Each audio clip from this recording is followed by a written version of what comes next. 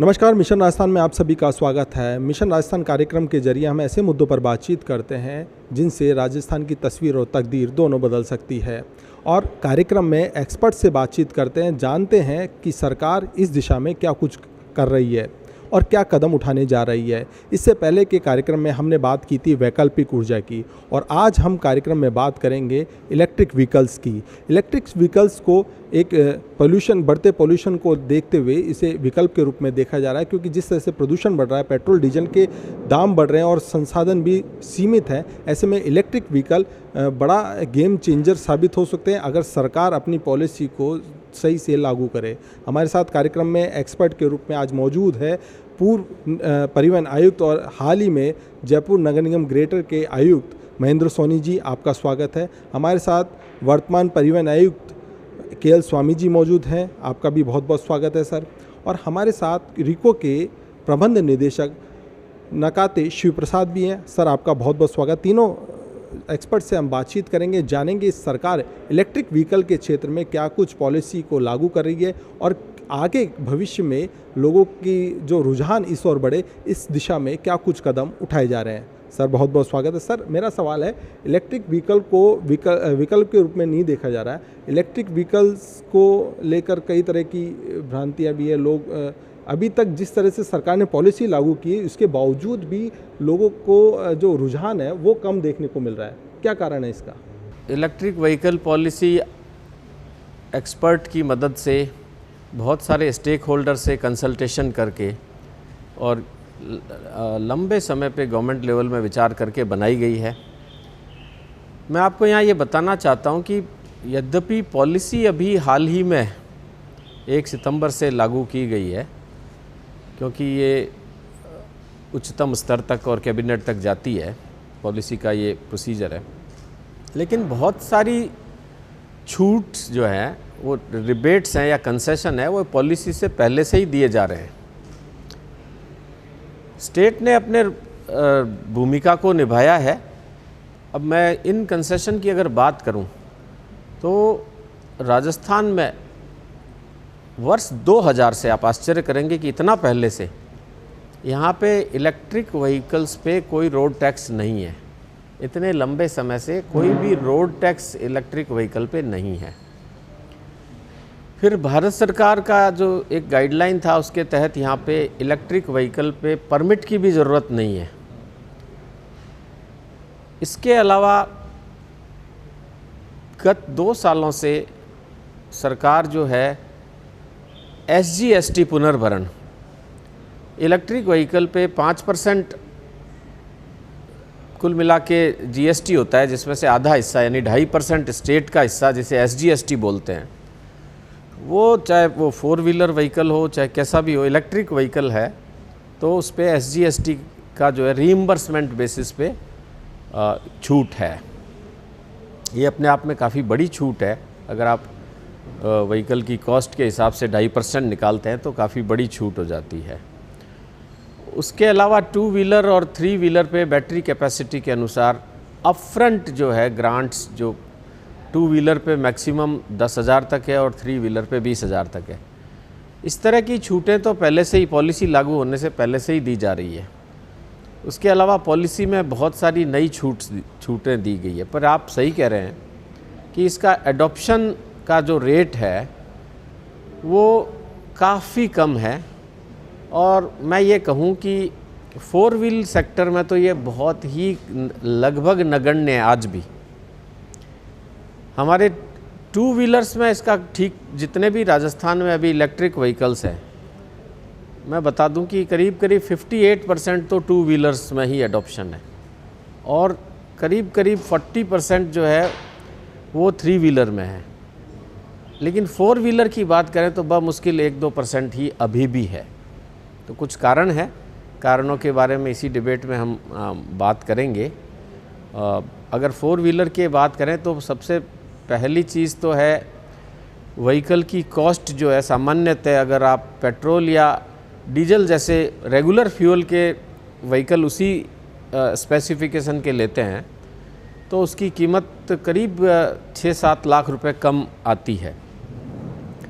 ये जो बैटरी है ये बहुत कॉस्टली है, लगभग सामान्य 4 व्हीलर में 7 लाख रुपए कॉस्ट की बैटरी है। तो इससे व्हीकल की कॉस्ट बढ़ जाती है। कारण तो और भी है, चार्जिंग इंफ्रास्ट्रक्चर का एक मुद्दा है, एक मुद्दा रेंज एंग्जाइटी बोलते हैं, टेक्निकल टर्म में रेंज एंग्जाइटी। हर आदमी पूछता है कि एक बार में ये बैटरी कितने किलोमीटर व्हीकल को, इसको ईवी सेक्टर में स्पेशल टर्म कॉइन किया गया है, रेंज एंग्जाइटी। अब मोटा तौर पर जो एक सामान्य ठीक ठाक अफोर्डेबल कॉस्ट के व्हीकल हैं वो आप जानते हैं 300 किलोमीटर से लेकर और करीब 450 किलोमीटर की रेंज के ही अधिकतम अभी तक आए हैं। तो आदमी ये सोचता है कि ये सिटी स्पेसिफिक व्हीकल के रूप में ही ज़्यादा उपयोगी है। अगर दूसरे शहर में जाना है तो वहाँ पे मुझे क्या फैसिलिटी, जहाँ मैं रुकूँगा वहाँ पे ये मिलेगा या नहीं मिलेगा चार्जिंग का सिस्टम, एक तो ये इशू है। और बाकी ऑन रोड जो एन रूट जो भी चार्जिंग इंफ्रास्ट्रक्चर होना चाहिए वो भी, हालांकि कोशिशें सब तरफ से जारी है, पर वो भी शायद अभी कुछ समय लगेगा। तो ये मोटे तौर पर 3 कारण मैंने आपको बताए। तो इस वजह से थोड़ा सा एडॉप्शन धीमा है। हमारे साथ केएल स्वामी जी भी है। जैसा स्वामी जी सोनी सर ने बताया कि कई परेशानियां हैं ईव के सेक्टर में अभी, आपको नहीं लगता कि अगर इसको लागू किया जाए ठीक से, इसके लिए एक परिवहन क्रांति की आवश्यकता होगी कि अगर यहाँ वहाँ बैटरी और ऐसे इस तरह व्हीकल वालों को यहाँ पर लाया जाए और ऐसे डेवलपमेंट किया जाए, सार्वजनिक परिवहन में अगर बैटरी वाले वाहन लाए जाएं तो काफ़ी उससे सुविधा होगी? देखिए, सोनी जी ने काफ़ी अभी डिटेल्स में इसकी बैकग्राउंड्स पर आपको जानकारी दी और गवर्नमेंट की जो पॉलिसीज़ हैं उनका इम्पैक्ट डेफिनेटली आ रहा है। मेरे पास कुछ डेटा है, मैं शेयर करना चाहूँगा। हमने जो 21-22 में जो इंसेंटिव्स, अपफ्रंट इंसेंटिव्स जो शुरू किए, जो SGST के रूप में थे या बैटरी के हिसाब से हमने कुछ रियायतें दी थी, उसका इम्पैक्ट आया है। 21-22 में टोटल जो राजस्थान में जो EV रजिस्ट्रेशन था वो 31,000 जैसे 373 आया, और उससे पिछली साल में देखें तो ये 7-8 हज़ार से ज़्यादा नहीं था। और इस साल की अभी अब फिगर देखें हम तो 4 अक्टूबर तक की फिगर है, उसमें 37,000 से ऊपर की फिगर हमारे पास आ चुकी है। तो डेफिनेटली ये बड़ा एक रुझान है, जो एक पॉजिटिव संकेत है कि आम जनता का भी इसकी तरफ रुझान बढ़ रहा है, और ये डेफिनेटली मार्केट में उपलब्धता और जो माइंडसेट चेंज होने का परिचायक है। और आप जैसा सजेस्ट कर रहे हैं उस हिसाब से यदि हम एक इसको मिशन मोड पर लेके यदि हम आगे बढ़ते हैं तो निसंदेह ये बिल्कुल हम इसमें सफल होंगे। और जो पॉलिसी में जो हमने गोल्स या जो अचीवमेंट्स, हमारे जो 5 साल की जो पॉलिसी हमने लागू की है, और उसके हिसाब से राजस्थान सरकार जो प्रयास कर रही है वो निसंदेह उस डायरेक्शन में है। चाहे वो मैन्युफैक्चरिंग सेक्टर हो, चाहे बैटरी का सेक्टर हो, या चार्जिंग स्टेशन का सेक्टर हो, या जनता को इंसेंटिवाइज करने में फैसिलिटेट करने का सेक्टर हो, हम उसके लिए पूरी तरह से प्रतिबद्ध होकर काम करेंगे। तो आगे आने वाला जो 5 साल के बाद का परिदृश्य है वो आपको बिल्कुल बदला हुआ नज़र आएगा, और हम कम से कम राष्ट्रीय स्तर पर अच्छी प्रोग्रेस इसमें कर पाएंगे। सार्वजनिक परिवहन की बात हुई थी यहाँ पर। सार्वजनिक परिवहन के क्षेत्र में जो बसें अभी संचालित हो रही है डीजल पे आधारित है, सिटी के अंदर, परकोटे के अंदर या जयपुर शहर में, क्या बैटरी चलित वाहन की भी योजना पहले भी बनी थी? वो अभी तक क्या लागू हो पाई, नहीं हो पाई, और आगे भविष्य में क्या योजना है? जी, बेसिकली जो इलेक्ट्रिक बसेज का जो कंसेप्ट था उसमें पहला पॉइंट तो निसंदेह ये आएगा कि उसकी रेट्स अभी भी बहुत उस लेवल पर हैं कि जो कि नॉर्मल जो बस ऑपरेटर हैं जो वो अफोर्ड करने की स्थिति के हिसाब से बड़ी प्रॉब्लम है। और इलेक्ट्रिक बसेस के लिए भी हमने इस पॉलिसी में कुछ अपफ्रंट छूट का भी प्रावधान रखा है और रेट्रोफिटमेंट का भी रखा है। तो दोनों दृष्टि से जो हमारे प्रोविजंस ये लागू होंगे, तो मुझे उम्मीद है कि आने वाले समय में जो इलेक्ट्रिक बसेस के हिसाब से भी अच्छी प्रोग्रेस राजस्थान में दिखाई देगी। और स्टेट अंडरटेकिंग्स की जो विशेष जिम्मेवारी है उसमें हम Rajasthan state road transport corporation है, उनके माध्यम से हम इलेक्ट्रिक बसेस का एक कंसेप्ट जो था उसको हम आगे बढ़ा रहे हैं। निगम की ओर से या फिर ऐसी जो लोकल बॉडियां मिलके क्या चार्जिंग स्टेशन पे काम करें कि लोगों को, आम लोगों को ये सुविधा मिले कि जगह जगह जो सार्वजनिक स्थल है वहाँ पर चार्जिंग की फैसिलिटी मिले? निश्चित रूप से अभी तक खैर जो प्रयास किए गए हैं वो काफ़ी कम हैं, और सभी लोकल बॉडीज़ सहित जो भी गवर्नमेंट ऑफिसेज़ हैं या बॉडीज़ हैं और जिनके इस तरह से हाईवेज़ वगैरह पे ऑफिसेज़ या प्रेमाइजेज़ हैं, उसमें निश्चित रूप से ये पहल की जाएगी, मुझे पूरी उम्मीद है। हम लोग भी इसमें पीछे नहीं रहेंगे, हम लोग भी इस क्रांति में भागीदार बनेंगे। लोकल बॉडीज़ का भी काफ़ी प्रमुख स्थान इसमें रहने वाला है। अभी जो आयन लिथियम बैटरी है, इसकी जो सप्लाई, आपको पता है कुछ विशेष कंट्रीज़ के पास ही इसका रॉ मटेरियल है, तो इसके सप्लाई में भी कुछ इश्यूज़ हैं। कई बार आप अगर बुक भी करा देते हैं व्हीकल तो वो मिलने में काफ़ी समय लग रहा है। तो ऐसा नहीं है, कुछ जनता अडॉप्ट भी करना चाहती है, लेकिन मैंने जो पहले 3 कारण गिनाए वो तो अपनी जगह है ही है।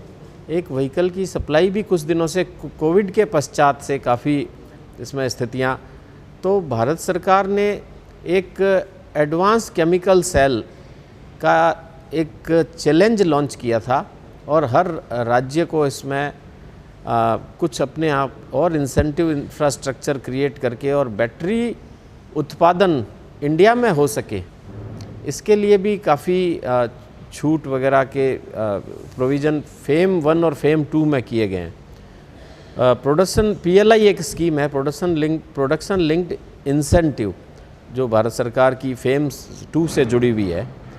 काफ़ी बड़े इंसेंटिव है। इवन मैन्युफैक्चरिंग पे आपको आश्चर्य होगा कि आज भी करीब अगर एक 4 व्हीलर की बात करें तो फेम 2 में 1.5 लाख रुपए तक की जो है इसमें फेम 2 के तहत छूट मिल रही है। तो जिस कॉस्ट पे आज व्हीकल आप देख रहे हैं वो भी काफ़ी सब्सिडाइज्ड है। अब चैलेंज ये है दुनिया के सामने कि एक तो ये बैटरी का उत्पादन ज़्यादातर या बड़े कंट्रीज़ में हो, दूसरा है कि बैटरीज़ का साइज़ रिड्यूस हो। बैटरी अभी अगर आप देखेंगे तो बहुत ही बल्की होती है, और जो कि 4 व्हीलर में मैं विशेष बात कर रहा हूँ उसके बॉटम में लगती है किसी भी व्हीकल के, और बहुत बड़ी है। तो आपने एक कंसेप्ट सुना होगा कि स्वैपेबल बैटरी, लेकिन ये स्वैपेबल बैटरी आज की बैटरी साइजेस को देखते हुए ओनली 2 व्हीलर और 3 व्हीलर में ही स्वैपिंग पॉसिबल है। 4 व्हीलर में स्वैपिंग पॉसिबल नहीं है कि आप कहाँ पे रास्ते में आपकी गाड़ी के बॉटम में से पूरी इतनी बड़ी बैटरी, और एक इतना ज़्यादा कॉस्टली है कि 7 लाख की बैटरी आपको हायर पे भी कौन देगा। तो ये स्वैपिंग अगर बैटरी छोटी होगी, बहुत छोटी होगी, जिसे पोर्टेबल बैटरी कह सकते हैं, अगर इस तरह की बैटरी, इस पे काम हो रहा है, दुनिया भर में काम हो रहा है। क्योंकि अगर हम एडॉप्शन की बात करें तो आज आपको बड़ा आश्चर्य होगा कि जापान में भी एडॉप्शन बहुत नेग्लिजिबल है, जो कि हर चीज़ में एडवांस कहलाता है। हाँ, इसके रिवर्स जैसे कुछ कंट्रीज है, Norway, Iceland, Sweden, Switzerland, Portugal, इनमें एडॉप्शन काफ़ी हाई है, लेकिन चाइना में बहुत कम है, US में बहुत कम है, जापान में भी करीब 1-2% ही, पहले तो कुछ समय पहले तक तो बिलो 1% था जो टोटल व्हीकल पॉपुलेशन है।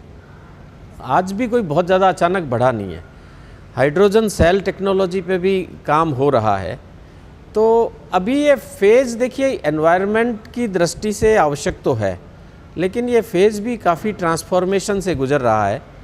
इसमें टेक्नोलॉजी एक अपना, जैसे कहते हैं, जिस प्लेटो आ गया कि भाई यहाँ आकर ये टेक्नोलॉजी एक आदर्श स्थिति में लगभग आ गई। वैसे तो टेक्नोलॉजी का एडवांसमेंट एक कांस्टेंट प्रोसेस है, फिर भी एक लेवल पे कि अभी इसकी बैटरी साइज़ भी छोटा हो गया, बैटरी भी अफोर्डेबल हो गई और रेंज भी काफ़ी ज़्यादा है। और अगर ये जैसे छोटी होने से और थोड़ी कॉस्ट बहुत ही मिनिमाइज होने से आदमी एक्स्ट्रा बैटरी भी किसी रूप में रख सकता है गाड़ी में। जब तक ये चीज़ें नहीं होगी, क्योंकि मैं ये मानता हूँ कि एक बार के लिए आप इंसेंटिव कितना भी दे दें, आप समझिए पेट्रोल भरवाने में आपको 1 मिनट लगता है। अगर पहले से क्यू में 4-5 गाड़ियाँ खड़ी हुई है तो भी आप 5-7 मिनट से ज़्यादा वेट नहीं करना। लेकिन अगर आप सोचिए किसी चार्जिंग स्टेशन पे आप गए और वहाँ से पहले से 3 व्हीकल खड़े हुए हैं, और अगर बहुत फास्ट चार्जिंग भी आप मानते हैं और 20 मिनट या 30 मिनट का समय भी मानते हैं, तो आप कभी तैयार नहीं होंगे कि आपसे पहले 3 व्हीकल खड़े हैं जो 1.5 घंटा में चार्ज करवाए और फिर आपका नंबर आए। आपका तो पूरा जर्नी का प्रोग्राम ही डिस्टर्ब हो जाएगा। तो इसमें जो मुझे पर्सनली लगता है ट्रू सॉल्यूशन, जब तक कि एक तो रेंज काफ़ी अच्छी सी बढ़े, दूसरा कोई इतनी सस्ती बैटरी और छोटी बैटरी आए कि पोर्टेबिलिटी इसकी पॉसिबल रहे, और पोर्टेबल बैटरी आदमी अगर साथ रखता है फिर उसको कोई दिक्कत नहीं है, फिर ये व्हीकल बिल्कुल आपके पेट्रोल और डीजल व्हीकल की तरह से आप उतने ही एश्योर्ड वे में काम में ले सकते हैं। सर, पॉलिसी अभी लागू हुई है और उसमें एक टारगेट भी आप लोगों ने फिक्स किया है सरकार ने कि 35 लाख यूनिट हम मैन्युफैक्चरिंग करेंगे पर ईयर नेक्स्ट 5 ईयर में। तो हर्डल्स बहुत हैं, बहुत सारी चीज़ें हर्डल्स है, लेकिन हमने टारगेट भी फिक्स किए हैं। तो ये टारगेट अचीवमेंट के लिए सरकार ने क्या प्लानिंग करी? क्या कोई ई व्हीकल जोन्स हमने प्लानिंग करी कि ई व्हीकल जोन्स बने, मैन्युफैक्चरिंग यूनिट्स यहाँ आए? तो किस तरह का प्लानिंग है सरकार की जो आगे ग्रोथ और दे इसको? देखिए, जो इलेक्ट्रिक व्हीकल पॉलिसी अभी जो 1 सितंबर से लॉन्च की है, उसमें जो आपने जो फिगर बताई है वो ये है कि हम 5 साल में इतना कम से कम प्रोडक्शन लेवल हम अचीव करेंगे, और इसके लिए इंडस्ट्री डिपार्टमेंट को नोडल डिपार्टमेंट मानते हुए ये जिम्मेवारी सौंपी गई है कि वो ईवी मैन्युफैक्चरिंग का जो इकोसिस्टम है उसको वो प्रॉपर ढंग से डेवलप करेंगे। इसके लिए रिको ने इसकी लीड एजेंसी के रूप में काम करना शुरू कर दिया है। मोटे तौर पर उन्होंने एक तो भिवाड़ी के पास में जो टपुकड़ा के पास में कारोली इंडस्ट्रियल एरिया है, जो 60 एकड़ का एक उन्होंने एरिया डेवलप किया है, जो विशेष रूप से ईवी सेक्टर को डेडिकेटेड है। उसमें जो 27 प्लॉट्स हैं, उनमें से ऑलमोस्ट 20 से ज़्यादा प्लॉट ईवी मैन्युफैक्चरिंग यूनिट्स या बैटरी मैन्युफैक्चरिंग या एंसिलरी यूनिट्स हैं, उनके लिए हैं।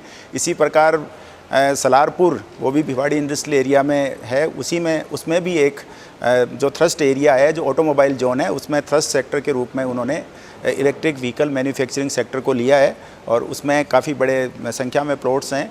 तो और जो सरकार की जो बेसिकली जो इन्वेस्टमेंट प्रमोशन के लिए जो रिप्स जो स्कीम है, उसके तहत जो इंसेंटिव हैं, उसमें भी इसको थ्रस्ट सेक्टर के रूप में आइडेंटिफाई करते हुए जो एडिशनल बेनिफिट्स हैं वो भी सारे इसमें ईवी सेक्टर के लिए दिए जाएंगे।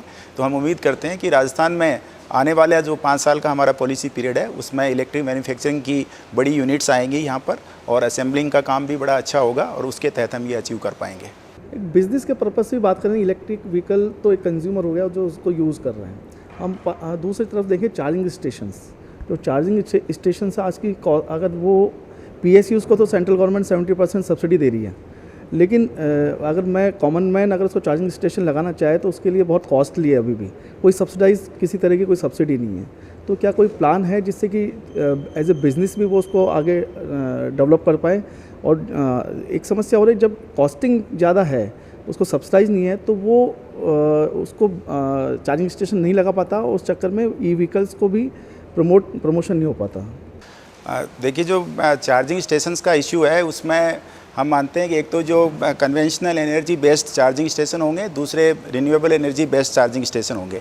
तो जो इलेक्ट्रिक व्हीकल पॉलिसी है, उसमें चार्जिंग स्टेशन को इम्पोर्टेंट उसका सेक्टर मानते हुए इसको काफ़ी डिटेल में सरकार ने इसकी पॉलिसी तय की है। जो कन्वेंशनल जो एनर्जी बेस्ड जो चार्जिंग स्टेशन होंगे, उनके लिए भी सरकार ने छूट इसमें दी है। उसके लिए किसी प्रकार की कोई परमिशन की आवश्यकता नहीं है। उसके लिए जो एनर्जी जो पावर लेंगे, उसको किसी पर्टिकुलर जगह से लेने की छूट है, कोई आवश्यकता नहीं है, उसमें भी रिलैक्सेशन सरकार ने दिया है। और इसके साथ में उसकी जो रेट्स हैं, वो रेगुलेटरी कमीशन है उनके द्वारा तय की गई है, उसमें भी सरकार ने रिबेट दी है। जैसे पर यूनिट 6 रुपये की कॉस्ट जो तय की है, इसके अलावा उनको जो फिक्स चार्जेज हैं उसमें भी छूट का प्रावधान किया गया है। इसी प्रकार रिन्यूएबल एनर्जी सेक्टर में एक प्रोविज़न उन्होंने पॉलिसी में रखा है इसमें कि कुछ जो इनिशियल लेवल पर जो चार्जिंग स्टेशन आएंगे, उनको रियायती दर पर 50% कॉस्ट पर लैंड दी जाएगी। और इस तरह के कई तरह के इंसेंटिव्स इस एंगल से रखे गए हैं, जिससे चार्जिंग स्टेशंस का इंफ्रा ज़्यादा से ज़्यादा डेवलप हो सके। कन्वर्जन के कंसेप्ट से भी उसमें छूट दी हुई है। तो इस तरह काफ़ी सारे प्रोविज़न इस पॉलिसी में रखे गए हैं, जिससे चार्जिंग इंफ्रास्ट्रक्चर में बढ़ोतरी होगी। इसमें थोड़ा सा मैं भी जोड़ना चाहूँगा कि जो EVSE एक टेक्निकल टर्म है, इलेक्ट्रिक व्हीकल सर्विस इक्विपमेंट, उसमें पर such equipment on each charging station 50,000 रुपये की सब्सिडी सरकार की तरफ से है। 5 लाख की तो फास्ट चार्जिंग स्टेशन पे और 50,000 रुपये तक की जो है नॉर्मल चार्जिंग स्टेशन पे पर इक्विपमेंट ये सब्सिडी है। इसके अलावा सोलर एनर्जी के आधार पर कोई सर्विस चार्जिंग स्टेशन लगाता है, तो उसको जो राजस्थान की सोलर पॉलिसी है, उसके बेनिफिट्स भी अलग से अवेलेबल है। काफ़ी सारे बेनिफिट्स हैं। और राजस्थान के जो बिल्डिंग बायलॉज है, मॉडल बिल्डिंग बायलॉज में भी इलेक्ट्रिक व्हीकल्स के प्रोविज़न शामिल किए गए हैं। आज जो अच्छी अपार्टमेंट या मल्टी स्टोरी बिल्डिंग बन रहे हैं उसमें भी इलेक्ट्रिक व्हीकल चार्जिंग के systems they are coming up. तो ये देखिए ट्रांजिशन फेज है। निश्चित रूप से जैसा अभी ट्रांसपोर्ट कमिश्नर साहब बता रहे थे, अभी ये 1-2 साल में भी काफ़ी इसमें चेंजेस देखने को मिलेंगे, क्योंकि आप जानते हैं इलेक्ट्रिक व्हीकल की ऑपरेटिंग कॉस्ट जो है, मैं आपको बता दूं, दूसरे फ्यूल से जो व्हीकल चलते हैं उसकी तुलना में 11% के करीब आती है। अब आप सोचिए लगभग 1/10 ऑपरेटिंग कॉस्ट है। तो हर आदमी को, दूसरा यदि आप लोगों में से किसी ने ट्राई किया हो, इसकी ड्राइवेबिलिटी और पिकअप इतना अच्छा होता है, नॉइसलेस है, आपके पर्यावरण का तो रक्षा करता ही है और ऑपरेशन में बहुत सस्ता पड़ता है। 1/10 हो जाती है। आज जब पेट्रोल और डीजल के भाव हरदम बढ़ते जाते हैं तो ये एक बड़ा सुखद पहलू है इन व्हीकल्स का, और इतनी प्लेजेंट ड्राइविंग और है।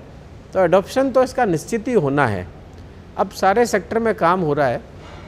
मैंने तो एक गवर्नमेंट ऑफ इंडिया का बड़ा कॉन्क्लेव हुआ था गोवा में, उसमें यह सुझाव दिया था कि चूँकि इलेक्ट्रिक व्हीकल अल्टीमेटली जब बिकता है तो हर सेक्टर को, पर्यावरण से लेकर यूज़र को भी फ़ायदा होता है, लेकिन सबसे बड़ा कॉमर्शियल गेन तो मैन्युफैक्चरर को होता है। तो आप, मैंने ये सुझाव दिया था, नीति आयोग के वहाँ सीनियर लोग भी थे, कि आप जो OEMs कहते हैं, ओरिजिनल इक्विपमेंट मैन्युफैक्चरर या व्हीकल मैन्युफैक्चरर, आप उनको हाईवेज़ के स्ट्रेचेस दे दीजिए कि फॉर एग्जांपल दिल्ली से लेकर जयपुर तक ये टाटा कंपनी हाईवे पे सारे लगाएगी, क्योंकि ये फाइनेंशियली भी सक्षम है और इनकी फर्दर EV सेक्टर में बिजनेस पोटेंशियल भी उससे सीधी सीधी जुड़ी हुई है। इसी तरह आप अगला स्ट्रेच, जैसी कंपनी की क्षमता है कि जयपुर से लेकर जोधपुर तक जो है दूसरी कंपनी ये EV इंफ्रास्ट्रक्चर, ये चार्जिंग इंफ्रास्ट्रक्चर लगाएगी। तो सबसे बड़ा चूँकि उनका कमर्शियल इंटरेस्ट सीधा सीधा जुड़ा हुआ है, तो इन मैन्युफैक्चरर को ये दायित्व भारत सरकार यदि देती है तो बहुत तेज़ी से, जो एक होता है छोटे इंसेंटिव के साथ, एक आप सिर्फ उम्मीद करें कि लोग आगे आएंगे, और एक जो मैन्युफैक्चरर है उनका सीधा कमर्शियल इंटरेस्ट भी जुड़ा हुआ है, तो वो दोनों, उनका एक CSR टाइप भी हो जाएगा, उनका जो पर्यावरण की सेवा भी हो जाएगी और कमर्शियल भी। जितना EV एडॉप्शन बढ़ेगा तो उनकी मैन्युफैक्चरिंग को भी प्रमोशन मिलेगा, क्योंकि अभी तो पेट्रोल और डीजल का जो एमिशन लेवल है, आप समझते हैं कि दिल्ली में NGT बहुत बार व्हीकल ट्रकों के प्रवेश पे रोक लगाना पड़ता है। वहाँ पे एक पर्टिकुलर लेवल से ऊपर यदि पोल्यूशन चला जाता है तो डाइवर्जन करना पड़ता है। अगर इस तरह के परिदृश्य में राजस्थान में भी जैसे अलग से नियम लागू है, NCR के जो अलवर और भरतपुर हैं, उसके अलावा जो 5 जो नॉन अटेनमेंट सिटीज़, जिसमें जयपुर, जोधपुर, कोटा, उदयपुर और अजमेर, अलवर सॉरी, तो जो नॉन अटेनमेंट सिटी है NCR है, उनके लिए भी स्पेशल फोकस है। साथ में ही CNG फ्यूल प्रमोशन के लिए भी बहुत तेज़ी से काम इसमें चल रहा है, और बहुत जो कंपनीज़ है उनको एक डेवलपमेंट नोडल एरियाज़ उनको बांटे हुए हैं कि अलवर में टोरेंट लगाएगी, फलां जगह फलां लगाएगी। तो सेक्टर तो सारे ही पोल्यूशन, क्योंकि अब ये कोई चॉइस नहीं रहेगी। क्लाइमेट चेंज को आप मूक दर्शक बन के नहीं देख सकते, ये आपके और हमारे पास में अब ये चॉइस नहीं है। अब तो इट इज़ हाई टाइम कि हम लोग सभी चौतरफा प्रयास करें, जिसमें मील का पत्थर साबित हो सकती है इलेक्ट्रिक व्हीकल्स। उम्मीद करता हूं कि कोई ना कोई बैटरी की दिशा में एक क्रांति होगी। ये सबसे बड़ी की है, बैटरी की दिशा में, बैटरी की रेंज बढ़े, साइज़ घटे और कॉस्ट सब्सटेंशियली घटे। अगर ये 3 काम, जो निश्चित रूप से देखिए बहुत सारे देशों में इस पे काम चल रहा है, तो मुझे पूरी उम्मीद है कि जल्द से जल्द इन 3 सेक्टर्स में काम होगा। इसके अलावा हमें साथ में ही खुद को भी सेंटर ऑफ एक्सीलेंस जो इस पॉलिसी में लिया भी गया, हमने लिया है, जो इसके बारे में R&D करता रहे, रिसर्च करता रहे कि नए नए क्या तरीके हो सकते हैं। इसी तरह एक बहुत अच्छी चीज़ इसमें शामिल की गई कि अल्टीमेटली जब ये व्हीकल बढ़ेंगे तो इनके मैकेनिक्स और जो टेक्निकल मैन पावर है उसकी बहुत बड़ी ज़रूरत पड़ेगी। तो हमने पॉलीटेक्निक कॉलेजेस में इसके कोर्सेज चलाने का भी इस पॉलिसी में और उसको इंसेंटिवाइज करने का भी प्रोविज़न इसके अंदर में लिया गया है। तो कोशिश की गई है कि मॉडल प्रोविजंस इसमें बने। सोलर पॉलिसी, रिप्स, सभी पॉलिसी से इसको लिंक भी किया गया है ताकि सबके बेनिफिट का कन्वर्जेंस हो करके और एक आदमी के लिए जो चाहे तो बैटरी प्लांट लगाना चाहता है, चाहे व्हीकल मैन्युफैक्चरिंग, उसको एक अच्छा सा पैकेज मिल जाए। तो सरकार इसमें काफ़ी अग्रेसिव भी है और निश्चित रूप से जो फील्ड के एक्सपीरियंस और फीडबैक से मैं उम्मीद करता हूँ कि पॉलिसी में जहाँ जहाँ और एडॉप्शन या चेंजेज या मॉडिफिकेशन की ज़रूरत होगी वो भी किए जाएंगे। और कार्यक्रम में हमारे साथ हैं डिको के प्रबंध निदेशक नकाते शिव प्रसाद।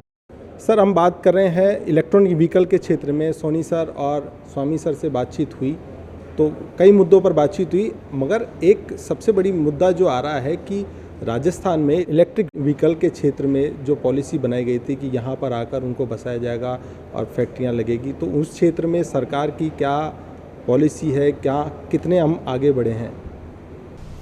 अभी फ़िलहाल राजस्थान सरकार के द्वारा एवं उद्योग विभाग और रिको के द्वारा इलेक्ट्रिकल व्हीकल्स को बढ़ावा देने के लिए फ़िलहाल करौली के अंदर 60 एकड़ का एक एरिया ऑलरेडी डेवलप किया जा चुका है। उसमें 27 प्लॉट्स हैं। 27 प्लॉट्स में से हमने प्लॉट्स के अलॉटमेंट भी कर चुके हैं। लगभग 21 अब तक कंपनियों ने प्लॉट्स लिए हैं उस क्षेत्र में, और अभी मैं समझता हूँ कि शीघ्र उनका जो कंस्ट्रक्शन का एक्टिविटी का काम है वो भी चालू हो जाएगा। साथ ही सलारपुर क्षेत्र जो है, सलारपुर क्षेत्र में 120 हेक्टेयर का एक एरिया केवल ऑटो जोन के लिए रखा है। साथ ही एक 60 हेक्टेयर का एरिया जो एंकर इन्वेस्टर्स हो या कोई बड़े इन्वेस्टर्स है उनके लिए भी ईवी जोन के अंदर हमने रखा है। कुल मिला के 180 hectares, it is more than around 450 acres से ज़्यादा लैंड पार्सल जो है हमने केवल ईवी को, ईवीज़ की, इलेक्ट्रिकल व्हीकल्स की कंपनीज़ को और उनके एंसिलरी कंपनीज़ को देने के लिए ये प्रोविज़न रखा हुआ है। हाल फिलहाल सलारपुर में जो है डेवलपमेंट का काम तेज़ गति से चल रहा है और हमारे पास अच्छी डिमांड्स भी आ रही है उस क्षेत्र में, और मैं समझता हूँ कि आने वाला जो भविष्य है ग्रीन एनर्जी के कॉन्टेक्स्ट में, क्लीन एनर्जी के कॉन्टेक्स्ट में, तो ईवी बहुत अच्छा एक ऑप्शन है। रिको ने अब तक किन किन कंपनियों को अप्रोच किया है कि जो यहाँ आकर, क्योंकि अगर एक बड़ी कंपनी आती है तो उससे प्रोत्साहन होता है और भी कंपनियाँ निवेश लेकर यहाँ आती है और राजस्थान में रोज़गार भी पैदा होता है, तो ऐसे में रिको ने किन किन कंपनियों को अप्रोच किया इलेक्ट्रॉनिक व्हीकल के क्षेत्र में? इलेक्ट्रिकल व्हीकल के कॉन्टेक्स्ट में हम भी अप्रोच कर रहे हैं और बहुत सारी कंपनियां भी हमारे साथ अप्रोच कर रही है। इसमें हीरो इलेक्ट्रिकल ने भी हमारे पास अप्रोच किया है। साथ ही जो ऑटो कंपोनेंट्स बनाने वाली अन्य कंपनियां हैं, चाहे वो मदरसन सुमी है या होंडा का भी प्लांट वहाँ पे ऑलरेडी नॉर्मल व्हीकल्स का है, लेकिन वो भी हमारे टच में है। और जो नए इसमें बहुत सारे फॉरेन नेशनल की कंपनीज़ भी हैं और मल्टीनेशनल कंपनीज़ है। साथ ही इंडियन कंपनीज़, कुछ स्टार्टअप्स भी काफ़ी ज़्यादा संख्या में इसमें आ रहे हैं। तो हमने किसी को भी रिस्ट्रिक्ट नहीं किया है। बड़ी कंपनीज़ के साथ साथ स्पेयर पार्ट्स और जो उनके ऑटो कंपोनेंट्स है उनकी कंपनियां भी इसके संबंध में आगे आ रही है। हमारे साथ वरिष्ठ पत्रकार लोग मौजूद है, पूरी पत्रिका की टीम मौजूद है यहाँ पर और तमाम सवाल है इनके भी दिमाग में। तो पंकज जी, आप बस सर सवाल यही था कि इन्वेस्ट राजस्थान अब नज़दीक है, जल्दी आने वाला है, और हमने रिप्स में देखें तो थ्रस्ट सेक्टर में भी ईवी को काफ़ी सारी सुविधाएं दी हैं। इसके अलावा आप बता रहे हैं जैसा कि कई सारे इन्वेस्टर्स भी हमारे पास अब आ रहे हैं इसको लेके। अब जो ये इन्वेस्ट राजस्थान आने वाला है, इसमें आपको क्या उम्मीद है कि कम से कम, मतलब ये तो सारी 5 साल के लिए रिप्स है तो अगले 5 साल बाद जो भी आएंगे, लेकिन चूंकि इतनी तेज़ी से देश में ये पूरा सेक्टर बढ़ रहा है, तो फिलहाल हमारे पास कैसे ऑप्शंस हैं और आप निकट भविष्य में क्या उम्मीद उससे रखते हैं कि इन्वेस्ट राजस्थान भी बीच में है, उसके बाद कैसी सूरत हो सकती है स्टेट की, उसके बारे में थोड़ा सा। इन्वेस्ट राजस्थान समिट अभी 7 और 8 अक्टूबर को हो रहा है, इसलिए इस समिट के लिए काफ़ी बड़ी संख्या में बड़े बड़े उद्योजक है, उद्यमी है, वो इसमें पार्टिसिपेट हो रहे हैं और ये हमारे लिए गर्व का विषय है कि इस प्रकार का आयोजन हमारे स्टेट में भी हो रहा है। और इस बार जो MOUs हुए हैं वो काफ़ी हद तक उनकी कुछ की तो क्रियान्विति ऑलरेडी हो चुकी है और बहुत सारी जो MOUs है वो already in process of implementation है। तो अराउंड ये आंकड़ा 40% तक जा रहा है जो टोटल इम्प्लीमेंटेड और in the process of implementation वाले। पर इसमें से ईवी के अगर अपन उसी के कॉन्टेक्स्ट में मैं ये कहना चाहूँगा कि ईवी के कॉन्टेक्स्ट में जैसे मैंने आपको बताया कि रिप्स 2019 के अंतर्गत इसमें काफ़ी इंसेंटिव्स दिए गए हैं। जैसे कि अगर आपका टोटल कैपिटल सब्सिडी जो है वो उसके 75% तक उसको रिबेट हम राजस्थान सरकार दे रही है। उसके साथ ही उसकी 100% स्टैम्प ड्यूटी जो है एग्जम्पशन है। उसके साथ जो इलेक्ट्रिसिटी का ड्यूटी है वो भी 100% 7 ईयर्स तक फ्री है। और इम्पॉर्टेंट बात यह है कि अगर EV जोन के लिए एक नया सनराइज सेक्टर के टाइप इसको देखते हुए जो लोन दिया जाता है और लोन की सब्सिडी जो है वो interest subsidy 5% up to 50 lakh rupees भी अपन इसको दे रहे हैं। तो जो नॉर्मल केसेस में अप टू 25 लाख रुपीज़ है जो इसको और बढ़ाया गया है। तो इस तरह से काफ़ी सहूलियत दी जा रही है। साथ ही मैं समझता हूँ कि इसमें अगर कोई बड़ी कंपनी आती है, बहुत बड़ा इन्वेस्टमेंट करती है, ज़्यादा एम्प्लॉयमेंट अपॉर्चुनिटीज़ क्रिएट करती है, तो उसको कस्टमाइज पैकेज के अंदर अतिरिक्त सुविधाएं, अतिरिक्त लाभ दिए जाते हैं, जिसमें ये जो रिप्स के बेनिफिट्स है उसको भी एक्सटेंड किया जाता है, इलेक्ट्रिसिटी ड्यूटीज़ के बेनिफिट्स को भी एक्सटेंड किया जा सकता है और साथ ही जो लैंड उनको लेना है वो भी उनको डायरेक्ट अलॉटमेंट के बेसिस पे अलॉट हो जाता है। बाकी सर, आप तीनों ही लोग यहाँ पे बैठे, तीनों जानकार हैं इस पूरे सेक्टर के। एक छोटा सा सवाल इस बात पे था कि हम इलेक्ट्रिक व्हीकल सेक्टर को बढ़ाने के लिए बहुत सारी चीज़ें कर रहे हैं, लेकिन जब वो हमारे स्टेट में इन्वेस्टमेंट्स होंगे या हम कहें कि व्हीकल्स के नंबर ऑफ़ व्हीकल्स बढ़ेगा, उसको सस्टेन करने के लिए जो इंफ्रास्ट्रक्चर चाहिए, चाहे वो चार्जिंग स्टेशंस हों, चाहे व्हीकल्स मतलब बैटरीज़ की अवेलेबिलिटी हो, उस सेक्टर पे भी कोई काम स्टेट गवर्नमेंट की तरफ से अभी हो रहा है, तो उसके बारे में आप थोड़ा सा देखिए। चार्जिंग इंफ्रास्ट्रक्चर जैसा मैंने थोड़ी देर पहले कहा था कि इंडिविजुअल जो प्राइवेट एंटरप्रेन्योर है वो तो अपना करेंगे ही। उसकी जो कुछ मैंने अभी बताया था कि पर EV सर्विस इक्विपमेंट पे 50,000 रुपये का ग्रांट है और फास्ट चार्जिंग स्टेशन पे 5 लाख रुपए तक का ग्रांट है। इसके अलावा मैंने बताया था कि बिजली की डोमेस्टिक रेट ही चार्ज की जाएगी 6 रुपये पर यूनिट, जो डोमेस्टिक है, कमर्शियल रेट नहीं है, वो अभी तक चार्ज की जाएगी। और इस सेक्टर में जो नोडल एजेंसी है वो JVNL जो है उसको बनाया हुआ है, डिस्कॉम्स को।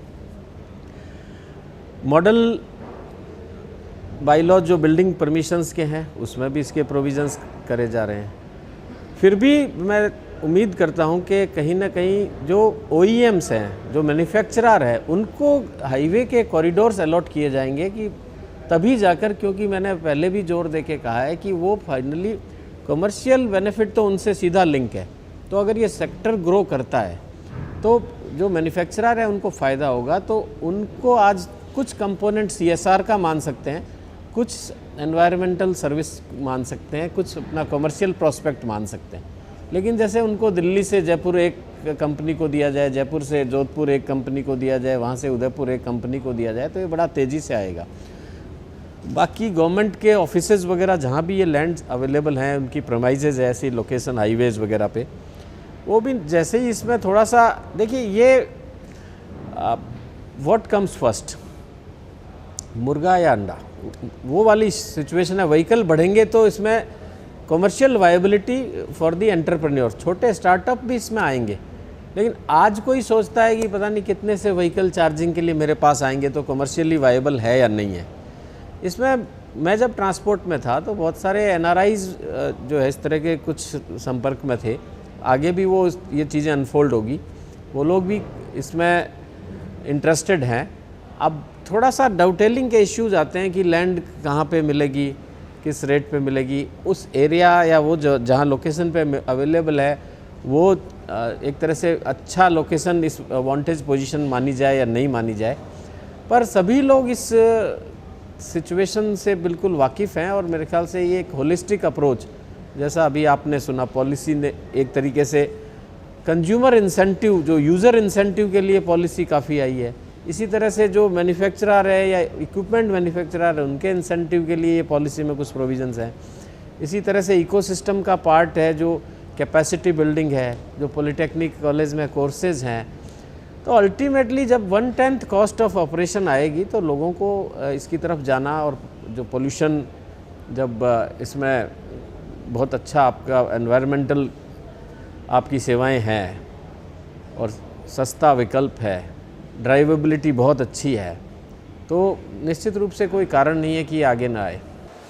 इसमें मैं थोड़ा सा ऐड करना चाहूँगा, जैसा सर ने कहा, जो मॉडल बायलॉज में जो अमेंडमेंट किया गया है उसके साथ में ये प्रोविज़न भी रखा गया है कि जो प्राइवेट चार्जिंग स्टेशन और पब्लिक चार्जिंग स्टेशन को सेम फैसिलिटी प्रोवाइड करवाई जाएंगी, और जो बैटरी सेक्टर है वो इलेक्ट्रिक व्हीकल सेक्टर की तरह उसको भी सारी फैसिलिटीज़ मिलेंगी।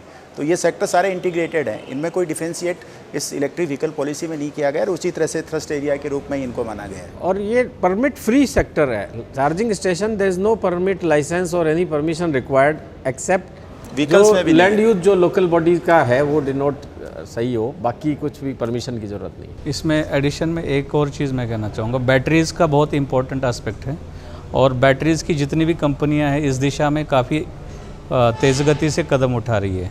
हमने भी 2-3 कंपनी से संपर्क किया था, कुछ कंपनीज़ ने हमसे संपर्क किया था। तो एक बड़े मतलब जैसे कि 2-3 के बारे में एक जो नाम याद आ रहा है, एमेरॉन जो कंपनी है बैटरीज़ की, उनको हमने संपर्क किया था, और उनका एक बहुत बड़ा प्रोजेक्ट मतलब हम कोशिश कर रहे हैं कि यहाँ आ जाए, और लगभग हमारी अपेक्षा है कि लगभग 2000 करोड़ तक का इन्वेस्टमेंट हो जाए, और वो उनके लिए हमने 3 लोकेशंस उनको दिखाई भी है। तो अब शीघ्र इस दिशा में बैटरीज़ की कंपनियां भी जो हैं काफ़ी तेज़ गति से आगे आ रही, क्योंकि इसके बिना वो उसका सस्टेनेबिलिटी नहीं होगा। तो उस दिशा में रीको और उद्योग विभाग जो स्कीम्स के माध्यम से भी उनको, जो स्कीम्स हमने रिप्स की बताई वो उनको मिलेगी फ़ायदा, और साथ ही जो लैंड अवेलेबिलिटी है, वाटर अवेलेबिलिटी है, वो भी उनको उपलब्ध करा दिया जाएगा। सर एक मेरा सवाल ये था कि एक मिडिल क्लास फैमिली के तौर पे देखें तो अभी भी जो ईवी कारें हैं वो उनके लिए अफोर्डेबल नहीं हैं। मतलब आप देखेंगे कि मध्यम वर्गीय परिवार ईवी 2 व्हीलर तो अफोर्ड कर सकता है, लेकिन ईवी 4 व्हीलर अभी भी अफोर्ड करने की स्थिति में नहीं है। तो क्या उसके लिए प्रयास हो, बैटरी की दिशा में हो, या कोई अगर इस तरह की नई कंपनियाँ आएंगी तो क्या ये कारें, इस तरह की कारें जो है, क्या वो सस्ती हो सकेंगी, क्या मिडिल क्लास के लिए वो वायबल होंगी? आप जैसा समझ सकते हैं कि जैसे सोलर जब आया था, जब सोलर भी पहले शुरुआत में महंगा था तो बहुत सारे लोग अफोर्ड नहीं कर सकते थे, लेकिन जैसे जैसे टेक्नोलॉजी इम्प्रूव हो गया वैसे वैसे सोलर की जो चीज़ें हैं वो सस्ती होती गई। तो आज की तारीख में हर हाउस होल्ड वाला भी सोलर का एक प्लेट अफोर्ड कर सकता है। तो उसी दिशा में बहुत सारी कंपनीज़ की R&D है वो उस दिशा में चल रही है। एक कंपनी जो है अब तक उनकी प्राइस जो है अप टू 15 लाख रुपीज़ आ चुकी है। ज़्यादातर कंपनीज़ का जो प्राइसिंग है up to 25 lakh and above है, बट अगर एक ऑलरेडी उसका R&D आगे आके 15 लाख रुपए तक उसकी कॉस्ट आ रही है, तो मैं समझता हूँ कि जैसा सेक्टर है क्लीन एनर्जी का और जो फ्यूचर है इसका, उस दिशा में R&D में काफ़ी अच्छा सुधार होके इसमें वो प्राइस कम निश्चित रूप से होने की संभावना ज़्यादा है। सर मेरा सवाल मेरे सहयोगी जया का ही सवाल है, उसी को आगे बढ़ा रहा हूँ। एक कॉमन मैन के लिए समस्या ये है कि कॉस्टिंग सबसे बड़ी समस्या, सोनी सर ने भी बताया, चार्जिंग की एक सबसे बड़ी समस्या है जिससे वो विश्वास नहीं कर पा, एक रेंज एंजाइटी उसको लेकर है। मगर सबसे बड़ी एक ये भी है कि जो इलेक्ट्रिक व्हीकल है, ख़ासतौर पर 2 व्हीलर, उसमें जिस तरह के हादसे हो रहे हैं उससे लोगों का विश्वास उस पर अभी तक पूरी तरह विश्वास नहीं कर पाया कि हम खरीदें या नहीं खरीदें। कन्फ्यूज़न में रहता है जो ख़रीदने वाला कि जिस तरह से खबरें आ रही हैं। तो एक ये भी एक सबसे बड़ी समस्या, बाधा आप मानते हैं इसको? बिल्कुल, ये मेरी राय में ये जो आप जो हादसों की बात कर रहे हैं, ये भी हमें R&D का ये कंपोनेंट मान के इस तरफ भी काम करने की ज़रूरत है, और ये वर्ल्ड वाइड इस दिशा में काम हो रहा है। और गवर्नमेंट ऑफ इंडिया ने ये बैटरीज और उसके लिए एक मिशन और एक ड्राफ्ट पॉलिसी भी तैयार कर रही है जो इन सब पॉइंट्स को कैटर करते हुए फ्यूचर का जो रोड मैप है वो तय करेगी। ये बड़ा कंसर्न है वाकई में, आपने जो बताया है। तो इसमें मैं इतना ही जोड़ना चाहूँगा कि देखिए कुछ चीज़ें अब बहुत डिटेल में तो बहुत रेयर ही हुए हैं, वैसे तो कोई 1-2 ही अखबार में पढ़ने को मिले हैं, पर उसका एक्चुअल कारण क्या था क्या नहीं था वो भी अभी तक बहुत असर्टेन नहीं हुआ है। तीसरा, कभी कभार आप मोबाइल की बैटरी का भी हादसा सुन लेते हैं, पर उससे कहीं भी यूज़र या अडोप्टेबिलिटी पे फ़र्क नहीं आया। तो ये बहुत ही, मैं ये तो नहीं कहूँगा कि इस ओर ध्यान तो सभी का है, और सबसे बड़ी चिंता तो खुद कंपनीज़ के लिए ही है, क्योंकि अगर सबसे बड़ा लॉस भी उन्हीं को होता है। तो ये बहुत ही रेयर एक्सेप्शंस हैं, तो ये इससे मेरे ख्याल से कोई बहुत बड़ा विचलन पैदा होने वाला नहीं है, और 100% सिक्योर सेक्टर इसको बनाया जाएगा। सर, ई व्हीकल एक बड़ा विकल्प है ट्रांसपोर्ट के एरिया में।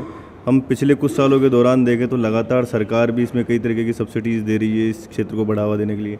अभी पंकज जी का सवाल था कि सरकार ई व्हीकल की तरफ तो जोर दे रही है, लेकिन इसका जो इंफ्रास्ट्रक्चर है उसको उस गति से कितना हम बढ़ा पाएंगे, हम लोगों को ये विश्वास कितना दिला पाएंगे कि वो ई व्हीकल पर जाएंगे तो आगे वो उनके लिए फ़ायदे का सौदा होगा। क्योंकि मैं ऐसे कई कॉमर्शियल टैक्सी वालों को जानता हूँ जिन्होंने ई व्हीकल ख़रीदे, आज वो बेचने के लिए लालाए थे कि किसी भी रेट पर ये हमारे बिकवा दीजिए आप, क्योंकि वो अपनी टैक्सी पर्पज़ से अपना ई व्हीकल चलाता है। वो जयपुर से जैसलमेर की कोई उसके पास पार्टी आती है, वो नहीं ले पाता, उसको लौटाना पड़ता है उसको, क्योंकि वहाँ पर रास्ते में कोई चार्जिंग का कोई विकल्प नहीं है उसके पास में। तो कैसे हम भरोसा दिलाएंगे कि आप ई व्हीकल पर जा रहे हैं तो आपके लिए वो फ़ायदा होगा? नहीं, अभी देखिए रेंज एंजाइटी का बहुत बड़ा इशू है, चार्जिंग में टाइम लगता है, रोड साइड इंफ्रास्ट्रक्चर जो चार्जिंग है वो भी बड़ा अभी कम अप हो रहा है। तो अभी पहला फेज़ है इसका ईवी एडॉप्शन का, अर्ली फेज़ है। इसमें तो देखिए कि बहुत लॉन्ग डिस्टेंस जर्नी को अगर कोई एम कर रहा है तो थोड़ा सा इसमें अभी समय लगेगा, लेकिन बाकी जो विद इन सिटी या जैसे अप टू 250 किलोमीटर का अगर कोई राइड देख रहा है तो there will be absolutely no problem in it. अब जैसलमेर जाना अपने आप में जयपुर से तो बहुत लंबा है, निश्चित रूप से वो तो अभी थोड़ा सा इसमें समय लगेगा, पर विद इन सिटी और एक आपका सिटी व्हीकल के रूप में तो खैर इसके मुकाबले में ना तो ड्राइवेबिलिटी है ना ही ऑपरेटिंग कॉस्ट जो 10% या 11% ऑफ अदर फ्यूल है, तो बहुत बड़ी चीज़ है इसके अंदर। और आपने कहा तो है, पर मैं थोड़ा मुश्किल से ही विश्वास करूंगा कि बेचने को ललायत होंगे, क्योंकि अभी तो एक तरफ जहां कोविड के पश्चात से सप्लाई में ही इश्यू आ रहे हैं, लोग बाग तो लॉन्ग क्यू है, ख़रीदने के लिए इंतज़ार कर रहे हैं, तो बहुत ज़्यादा इश्यू तो शायद कोई एक पर्टिकुलर आदमी ने किसी कॉमर्शियल। अभी देखिए आप सोचिए ई व्हीकल क्या है, जो ई रिक्शा है, सारे कॉमर्शियल व्हीकल है और सबसे सक्सेसफुल है। अभी अगर आप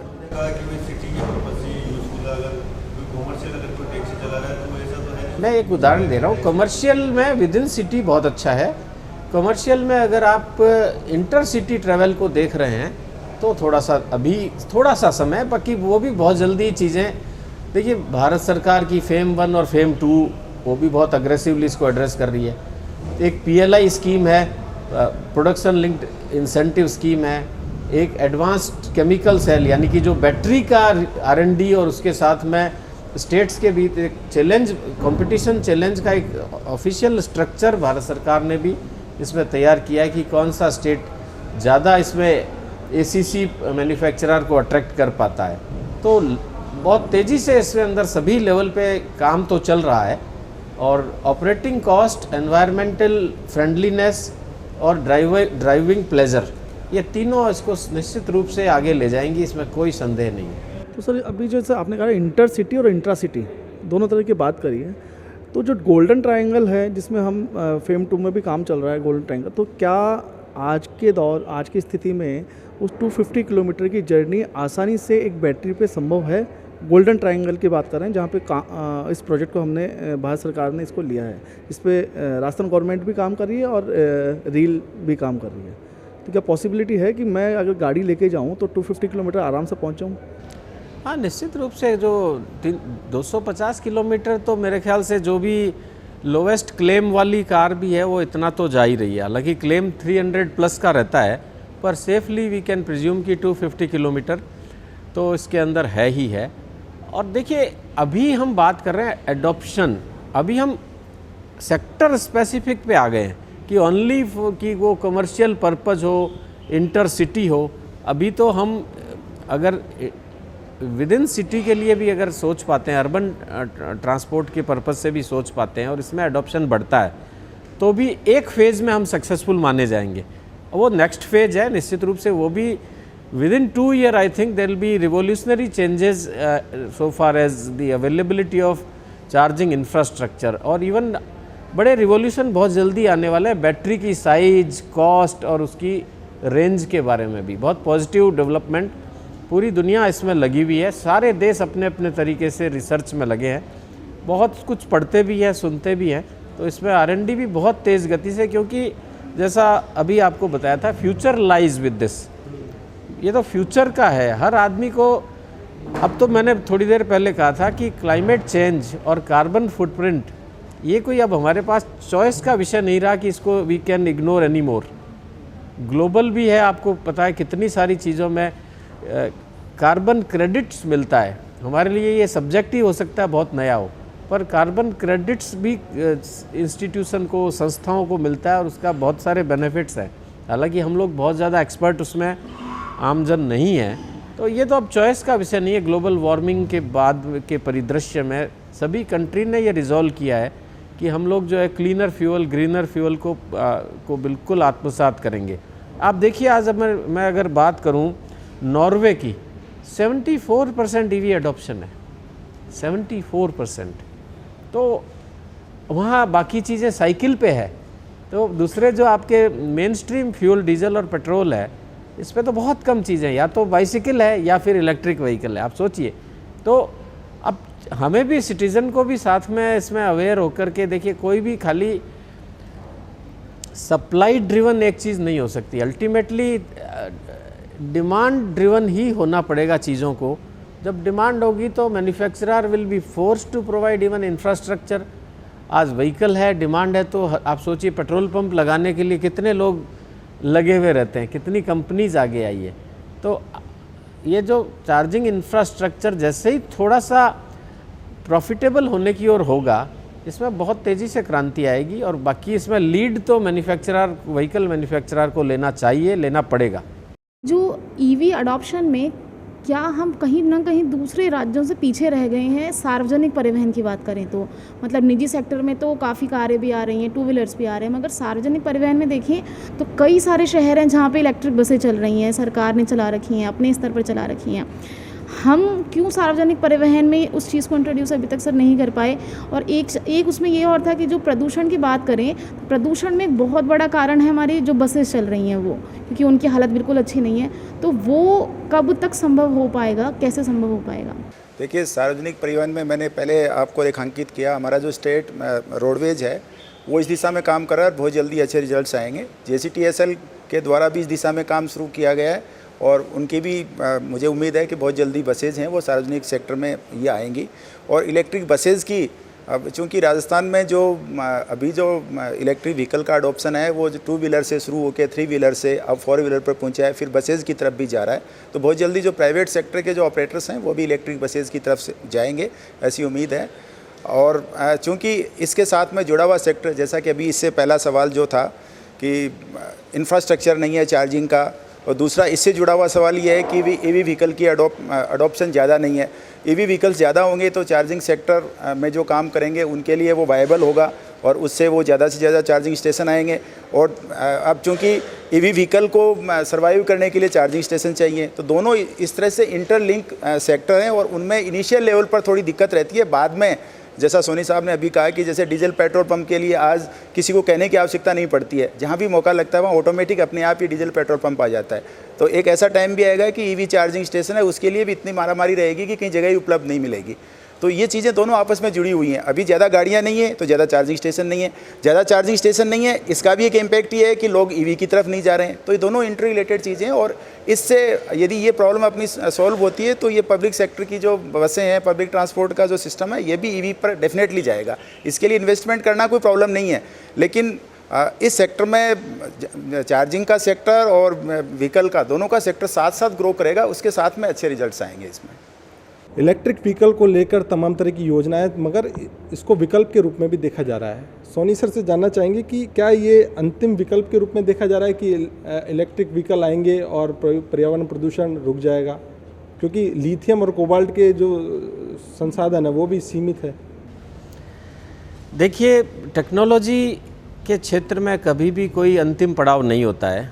हम लोग बेसिक फ़ोन से शुरू हुए थे, उसके बाद में मोबाइल, और मोबाइल में भी कितनी तरह के उसके अंदर ऐप्स वगैरह आ गए हैं, सैटेलाइट फ़ोन्स आ गए। सेम वे में बैटरी टेक्नोलॉजी में अभी जो एक मुझे बहुत नज़दीकी भविष्य में दिख रहा है वो तो हाइड्रोजन सेल टेक्नोलॉजी है। क्योंकि मैंने ये भी पता लगाया कि जापान में ईवी का एडॉप्शन 1-2% ही क्यों रह गया।